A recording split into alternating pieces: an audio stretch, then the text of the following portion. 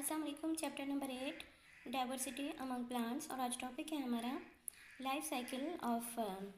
Life cycle of fern में actually तमाम जो मेंबर्स हैं किंगडम प्लांट, ठीक है, उनकी तरह फर्न की लाइफ साइकिल को भी दो ही स्टेजेस में डिवाइड किया गया है। नंबर 1 स्टेज जो है वो स्पोरोफिटिक स्टेज कहलाती है और इसकी सेकंड स्टेज जो है वो गैमेटोफिटिक स्टेज कहलाती है। स्पोरोफाइट प्लांट इंडिपेंडेंट प्लांट होता है, जैसा कि यहाँ हम देख सकते हैं कि ये एक फर्न का स्पोरोफाइट प्लांट है और इसका ये अंडरग्राउंड राइजोम है जिससे छोटी छोटी सी राइजोइड्स निकल रही हैं और ऊपर की तरफ ग्रीन लीव्स हैं। और ये जो ग्रीन लीव्स हैं ये बड़े साइज़ के होते हैं और जब ज़्यादा बड़े हो जाते हैं और मैच्योर हो जाते हैं तो इन लीव्स के ऊपर छोटे छोटे से उभार या डॉट्स नज़र आते हैं और इन उभार के अंदर एक्चुअली जो है वो स्पोरेंजिया के ग्रुप होते हैं जो कि सोरस कहलाते हैं। ये एक लीफ है और लीफ के ऊपर ये छोटे छोटे से उभार हैं, ये स्पोरेंजिया के ग्रुप हैं जो सोरस कहलाते हैं और इन सोरस के अंदर जो स्पोरेंजिया हैं वो ग्रुप की शक्ल में पाई जाती हैं। तो स्पोरेंजिया के अंदर एक्चुअली स्पोर्स प्रोड्यूस होते हैं और वो स्पोर्स जो कि स्पोरेंजिया के अंदर यहाँ प्रोड्यूस होते हैं वो मेयोसिस के थ्रू डिवाइड होकर क्या करते हैं कि हैप्लॉइड स्पोर्स बनाते हैं। और जब स्पोर्स मैच्योर हो जाते हैं, हैप्लॉइड स्पोर्स बनकर तैयार होते हैं तो स्पोरेंजिया कुछ इस तरह से रप्चर हो जाती है और स्पोर्स जो है वो हवा में आज़ाद हो जाते हैं।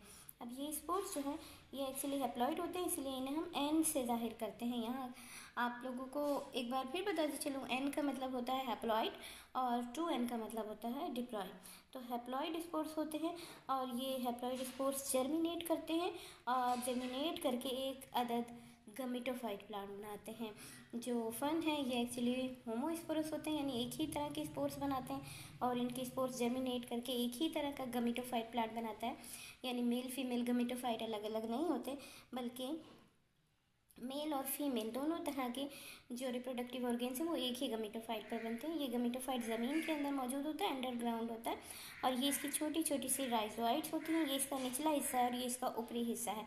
हार्ट शेप होता है, निचले हिस्से में जो है वो एंथ्रीडिया बनते हैं जो कि मेल रिप्रोडक्टिव ऑर्गेन्स हैं और ऊपरी हिस्से में यहाँ पर इस जगह पर आर्चिगोनिया बनते हैं जो कि फीमेल रिप्रोडक्टिव ऑर्गेन्स हैं। जो एंथ्रीडिया होते हैं उनके अंदर एक्चुअली स्पर्म्स प्रोड्यूस होते हैं और आर्चिगोनिया के अंदर जो है वो एक्सेल प्रोड्यूस होते हैं। अब ये स्पर्म्स जो हैं जब ये मैच्योर हो जाते हैं तो आज़ाद होकर और इस जगह से एक्चुअली इस जगह पर आते हैं और यहाँ पर क्योंकि आर्चिगोनिया प्रेजेंट है जो कि सुराही की तरह का एक स्ट्रक्चर है, इसके सेंटर में यहाँ एक्सेल प्रेजेंट है। ये स्पर्म्स यहाँ से निकल कर और यहाँ आते हैं और इस रास्ते से लाइक जैसे आप यहाँ पर इंस्टाग्राम में देख सकते हैं अंदर जाकर एक्सेल के साथ फ्यूज़ हो जाते हैं। अब हम ये देख सकते हैं कि एक्चुअली यहाँ से लेकर यानी जहाँ पर हैप्लॉइड स्पोर्स बने थे, मेयोसिस हुई थी, तो यहाँ से लेकर और यहाँ तक की जो स्टेज है ये स्टेज एक्चुअली एन स्टेज है यानी हैप्लॉइड स्टेज है।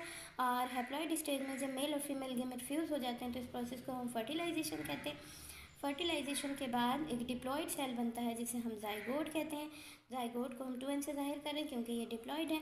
ये जाइगोट जर्मिनेट करके न्यू स्पोरोफाइट प्लांट बनाता है, फिर से इसकी छोटी छोटी राइजोइड्स निकल आती हैं और जो गमीटोफाइट है वो अभी तक इसके साथ अटैच रहता है, लेकिन जैसे जैसे स्पोरोफाइट जर्मिनेट करके या ग्रो करके बड़ा होता जाता है जो गमीटोफाइट है वो ज़मीन में गल सड़कर मिट्टी बन जाता है और फिर एक मैच्योर स्पोरोफाइट हमें मिलता है और ये अगेन इसी तरह से अपने लाइफ साइकिल को जारी और सारी रखता है। क्योंकि sporophyte generation and gametophyte generation एक के बाद एक अल्टरनेटली दोहराई जाती हैं, इसीलिए इस लाइफ साइकिल को हम एक्चुअली अल्टरनेशन ऑफ जनरेशन कहते हैं। और क्योंकि यहाँ आप देखिए ये जो प्लांट है ये स्पोरोफाइट प्लांट है फर्न का और ये एक गमीटोफाइट प्लांट है, तो दोनों की मॉर्फोलॉजी में शक्ल सूरत में वाज़ेह डिफरेंस मौजूद है।